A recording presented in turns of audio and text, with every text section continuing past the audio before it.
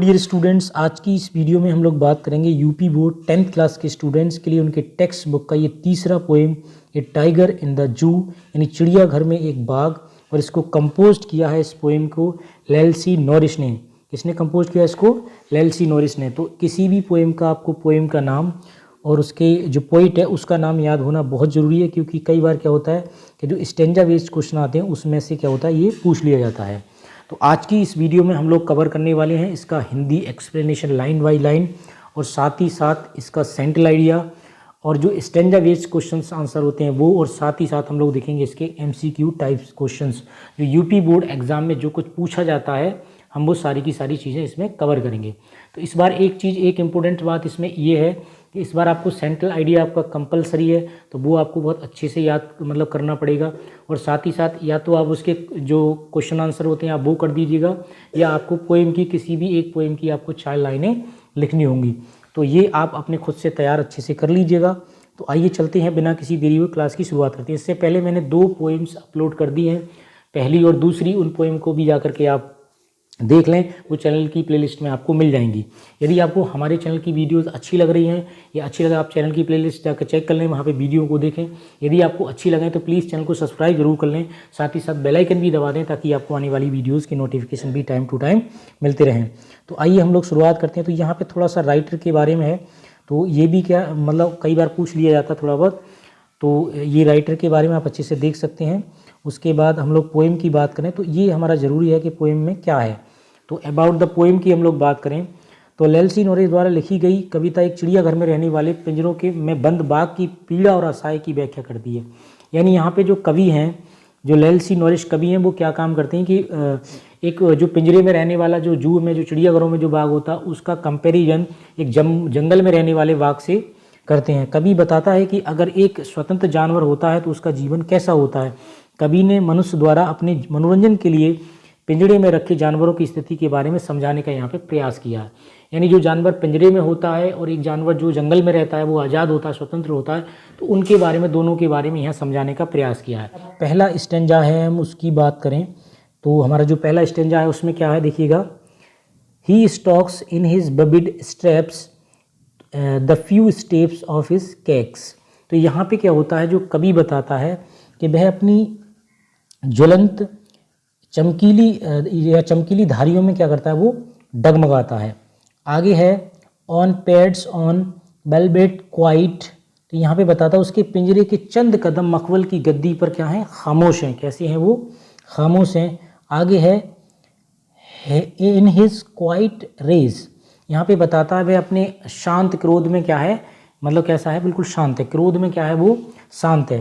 तो कुल मिला के यहाँ कवि बताने का जो प्रयास करता है वो यही करता है कि एक बाघ जो है वो क्या है, पिंजरे में है। मैंने साथ ही साथ इनका हिंदी भी एक्सप्लेनेशन दे दिया है। अगर आपको खाली इन्हीं जो वर्ड ये लिखे हुए हैं अगर इनको ही समझाएगा तो आपकी इतनी समझ में अच्छे से नहीं आएगा, क्योंकि इसका एक्सप्लेनेशन जानना बहुत ज़रूरी होता है। तो एक कवि के यहाँ पे जो बात करते हैं वो एक पिंजरे में, एक बाघ क्या है, पिंजरे में, उसके शरीर पर बनी धारियाँ बहुत चमकीली हैं। कैसी हैं वो? चमकीली हैं। उसके पैरों के जो तलवे हैं, जो नीचे के उसके तलवे हैं, वो काफ़ी गद्देदार व मुलायम है, इसलिए वह बिना कोई आवाज़ किए जो है क्या कर रहा है, चल रहा है। यानी स्टेप्स का क्या होता है, फ्यू स्टेप, कुछ कदम जो है वो चल रहा है। लेकिन उसकी शाही चाल मात्र कुछ कदमों तक क्या है, सीमित है। क्योंकि जो पिंजरे में रहता है तो पिंजरे में बंद होता है तो इतना नहीं चल सकता जो जंगल का चलेगा। जंगल के जो बाघ है वो चल सकते हैं, तो कुछ कदम तक ही वो जो है सीमित है, क्योंकि पिंजरे में बंद है। क्योंकि वो कहाँ पे बंद है, पिंजरे पे बंद है, इसलिए वह क्रोधित दिखता है परंतु शांत है। लेकिन क्या करा जाए, वो उसमें अंदर है, क्रोधित भी है, लेकिन क्या है, शांत है, क्योंकि वो कुछ कर नहीं सकता। तो कुल मिला के इस पहले स्टेंजा का अर्थ क्या है, यही है। तो आप इसको अच्छे से देख लीजिएगा। आपको अच्छे से अगर आप इसका हिंदी वाइज आप इसको भी साथ ही साथ अगर देख लेंगे तो आपको बहुत अच्छे से समझ में आ जाएगा। मैंने इसका हिंदी एक्सप्लेनेशन भी यहाँ पे नीचे दे दिया है। अच्छा, अब हम बात करते हैं अपने इसमें दूसरे स्टेंजा की। तो हमारा इसमें दूसरा स्टेंजा है, देखिएगा। ही should B lurking in Shadow. इसमें वह छाया में क्या, दुबकी होना चाहिए, दुबका होना चाहिए, कैसा होना चाहिए, छिपा होना चाहिए। आगे है sliding through the long grass near the water hole where plump deer pass. तो यहाँ पे ये है कि लंबी घास में फिसल पानी के छेद के पास वह मोटा हिरण गुजरता है। तो यहाँ पे कुल मिला के बताने का प्रयास है कि कभी अब जंगल में रहने वाले बाघ की बात करता है। किसकी बात करता है? कि वो किसकी बात करता है, जो जंगल में जो बाघ रहता है, मतलब जो आज़ाद रहता है, स्वतंत्र रहता है, उसकी बात करता है। वह कल्पना करता है कि वह बाघ जंगल के में जो है क्या घात लगाए बैठा है, वह किसी जलसाए के पास घास में सरक रहा होगा और अपने शिकार की जो है प्रतीक्षा कर रहा होगा। यहाँ पे वो कल्पना करता है कि जंगल में क्या होता है, जहाँ पानी होता है वहाँ पे अक्सर आपने डिस्कवरी चैनल्स में वगैरह देखे होंगे, तो वहाँ पे वो क्या करता है, बैठ जाते हैं घात लगा के, और जैसे ही कोई जानवर आता है तो यहाँ पे उस जानवर का भी जिक्र किया है, अवश्य ही किसी मोटे ताजी हिरण पर आक्रमण करने की तैयारी में होगा। तो यहाँ पे अब ये दूसरे पहले स्टेंजा में कवि ने जो बताने का प्रयास किया, जो कल्पना की कि वो एक तो बात करता है वो जो जू में रहता है, वो जो चिड़ियाघर में रहता है, उसमें उसकी बात की। यहाँ पे दूसरे स्टेंजा में बात करता है कि वो जंगल में जो बाघ है उसकी बात करता है कि वो किस तरीके से, मतलब पानी में जो है एक छाँव में और पानी के किनारे जो जलसाए होते हैं वहाँ पर घात लगाए बैठा है, किसी जानवर की क्या कर रहा होता है, वो प्रतीक्षा कर रहा होता है अपने शिकार की। और जैसे ही कोई मोटा मतलब जो है हिरण आता है तो वो क्या काम करता है, उस पर आक्रमण के लिए तैयार हो जाता है। तो ये हमारी दूसरी स्टेंजा का मीन से। अब हम बात करते हैं इसमें अपने तीसरे स्टेंजा की। इसमें जो हमारा तीसरा स्टेंजा है उसकी हम लोग बात करें। तीसरे स्टेंजा में हमारा he should be snarling around houses at the jungles edge. यहाँ बात करता है वह घरों में आसपास घर्राटे ले रहा होगा। यानी क्या होता है, यहाँ पे कभी बताता है कि वो जो टाइगर है, यानी वो जो आपका बाघ है, वो क्या काम है, घरों के जो घर है वहाँ पे उन पे क्या कर रहा होता है, घर्राटे ले रहा होगा। आगे है baring his white fangs his claws and terrorising the blaze. यहाँ पे बताता है कि वह अपने जंगल के किनारे अपने सफ़ेद नुकीले पंजे, अपने पंजों को छोड़कर गांव को क्या करता है, वो आतंकित कर रहा है। क्या कर रहा है, वो आतंकित कर रहा है। तो यहाँ पे कहने का कवि का मतलब जो आस है वो ये है, कवि कल्पना करता है कि तीछड़ जो होते हैं, तीछड़ सफ़ेद दांतों तथा अपने पंजों में जंगल में क्या करता रहने वाले बाघ जंगल के छोर पर स्थित घरों के चारों ओर क्या कर रहा है, वो घुर्रा रहा होगा। क्या कर रहा होगा, वो घुर्रा रहा होगा अपने लंबे दिखाते हुए, मतलब अपने लंबे दिखाते हुए गांव के लोगों को आतंकित कर रहा है। वो दांतों को क्या कर रहा है, अपने पंजों को दिखाते हुए क्या कर रहा है, आतंकित कर रहा है। तो यहाँ पे वो कवि के बारे में जो तीसरे हमारे स्टेंजा इसमें जो बताने का प्रयास ये है, कवि की कल्पना करता है कि जो तीछड़ जो उसके वैसे दांत है ना, सफ़ेद दांतों को क्या करता है, वो अपने पंजों को जंगल में रहने वालों को, जंगल की छोर पर स्थित घरों को जो घुर्रा रहा होगा। वो क्या काम कर रहा है, तो घुर्रा था। वो आसपास में जो गाँवों को देखता है तो वो क्या कर रहा है, घुर्रा। तो अपने लंबे दिखते हुए गाँव दिखाते हुए गांव के लोगों को क्या कर रहा है, वो आतंकित कर रहा है। तो ये इस स्टेंजा का हमारा मीन्स हो गया। साथ ही साथ इसका स्क्रीनशॉट लेकर के आप खुद भी इसका अर्थ निकाल सकते हैं।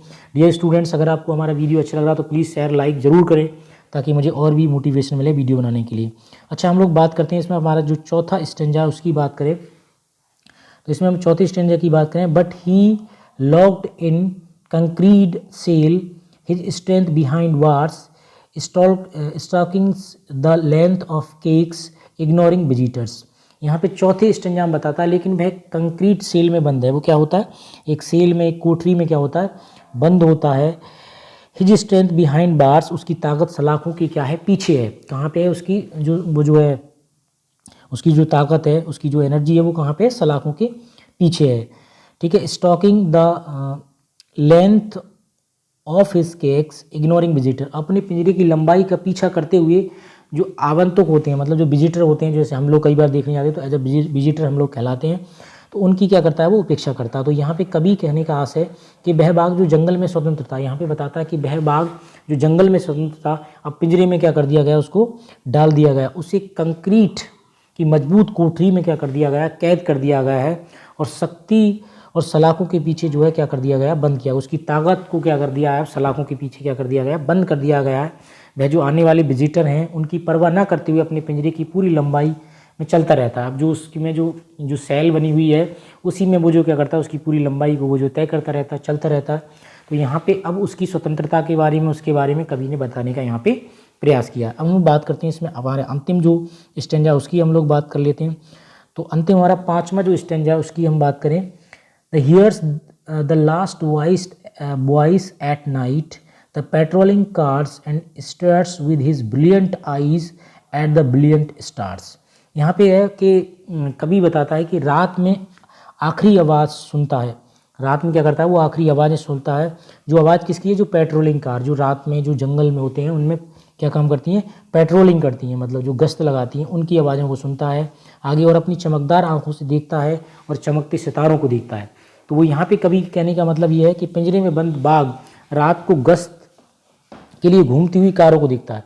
यानी उसका कहने का ये मतलब है कि जब वो तो पिंजरे में बंद है, और होता क्या है कि जब आसपास जो रोड चलते हैं उन पे जो कारें चलती हैं, तो कारों की वो क्या काम करता है, अंतिम आवाज़ों को सुनता है और अपनी चमकदार आंखों से चमकीले तारों को घूरता है। वही सोचता है ये जो आंखें ऊपर जो तारे चमक रहे हैं, शायद वो इनकी तरफ क्या कर रहा था, घूरता है। तो इस स्टेंजे में ये हमारा इसका मीन्स हुआ। आप साथ ही साथ इसका स्क्रीनशॉट ले लें और अच्छे से देख लें। अब हम बात करेंगे इसके स्टेंजा बेस्ड क्वेश्चन आंसर की।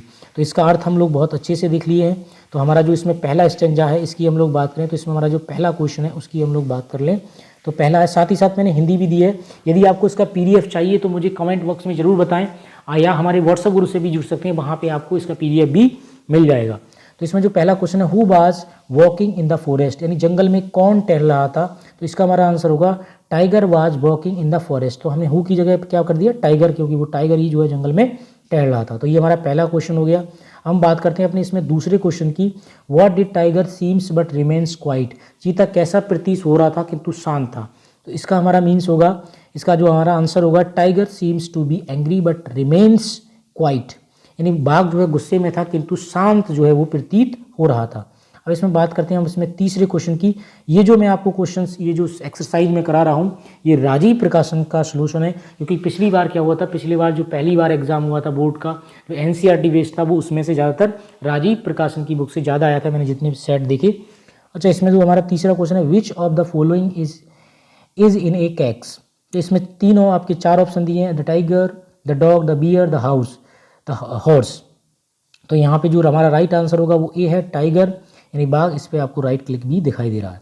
अच्छा, हम बात करते हैं इसमें अपना चौथा क्वेश्चन हमारा है, which types of stripes were there on the tiger's body, यानी चीते के या टाइगर के शरीर पर कैसी धारियाँ थीं, तो हमें यहाँ पे बताना है। तो इसका हमारा आंसर होगा, the stripes of tiger's body are very bright, यानी बाघ के शरीर पर बनी धारियाँ बहुत ज़्यादा चमकीली थीं। हम बात करते हैं इसमें अपने दूसरे स्टेंजा की। तो हमारा दूसरा स्टेंजा आपको दिखाई दे रहा है। हमने इसको अभी बहुत अच्छे से इसका हिंदी एक्सप्लेनेशन भी देखा, अर्थ भी देखा। तो इसमें जो हमारा पहला क्वेश्चन है, in this stanza about which tiger is the poet talking, तो इस पद में कवि किस चीते के बारे में बात कर रहा होता है। तो हम इस पद की बात करें तो इसमें इन the stanza that the poet is talking about the forest tiger, यानी दूसरे स्टेंजा में किसकी बात कर रहा है, वो जो जंगल वाला रहने वाला जो टाइगर है उसकी बात कर रहा होता है। अच्छा, हम बात करते हैं इसमें अपने दूसरे क्वेश्चन की, where did the tiger wait for his prey, यानी चीता अपने शिकार के लिए किसका इंतजार कर रहा था। तो यहाँ पे देखिएगा, टाइगर वेटिंग, कहाँ इंतजार कर रहा था, sorry, tiger is waiting for his prey near water hole.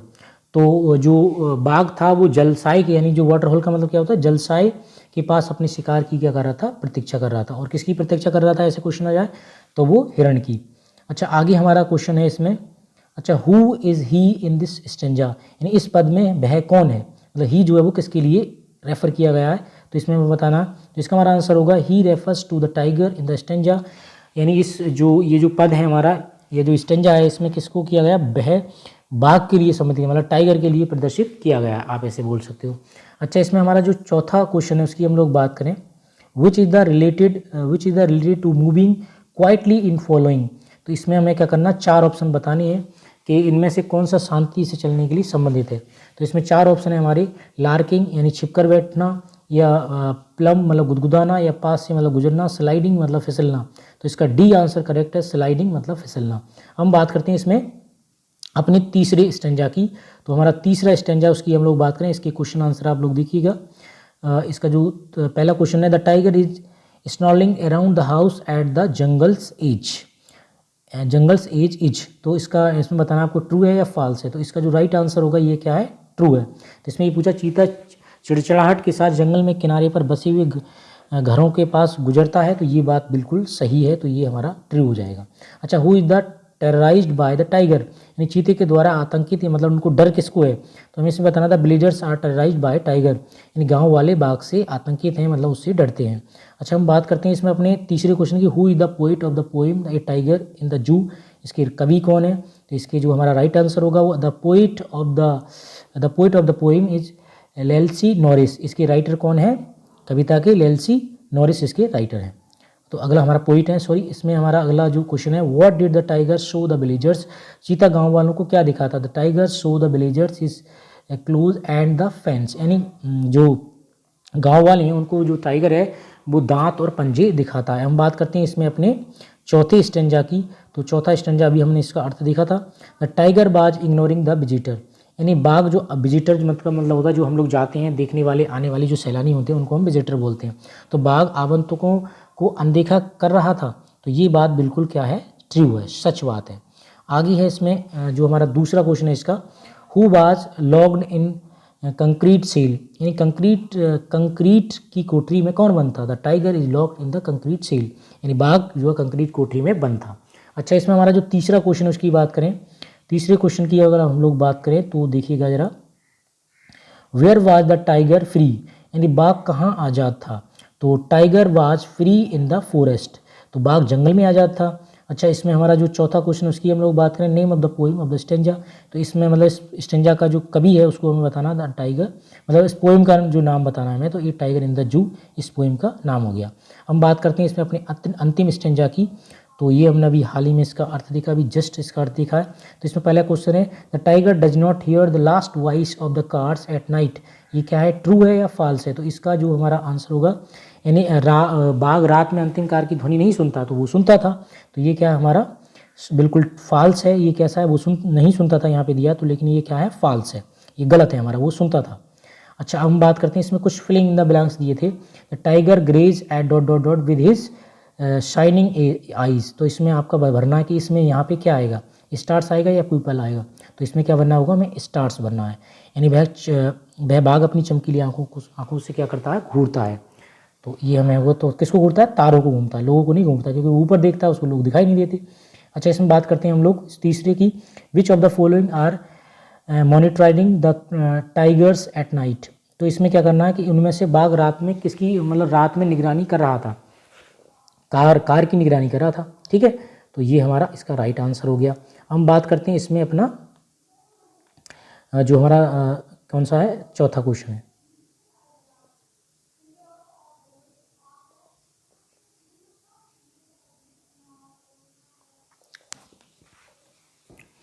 तो इसमें हमारा चौथा क्वेश्चन है, इन the stanza the rhyming scheme is.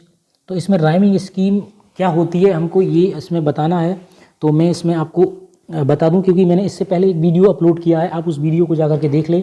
मैंने राइमिंग स्कीम और राइमिंग वर्ड्स, एक क्वेश्चन इसमें से जरूर बनता है, काफ़ी इंपॉर्टेंट क्वेश्चन है, तो उसको अच्छे से देख लीजिएगा। तो इसकी हम राइमिंग स्कीम की बात करें तो इसमें हमारा राइट आंसर होगा, वो होगा हमारा ABCB। ठीक है, ABCB इन ऑप्शन में नहीं है, लेकिन इसका राइट आंसर यही होगा। इसका सबसे इंपॉर्टेंट क्वेश्चन देखते हैं, इसका सेंट्रल आइडिया। सेंट्रल आइडिया की हम लोग बात करें तो in this poem the poet is trying to contrast a tiger in the zoo with the tiger in its real natural habits. तो इस मतलब जो हम कह सकते हैं, इस कविता में जो कवि है वो अपने वास्तविक प्राकृतिक आवास में, यानी जो उसका वास्तविक घर है उसमें क्या करता है? बाघ के साथ चिड़ियाघर में एक बाघ की विपरीत जो है क्या कर रहा है? प्रयास कर रहा है। ठीक है, तो यहाँ पे आगे है, in order to show the contradiction the poet shifts the sense from the jungle to the जू।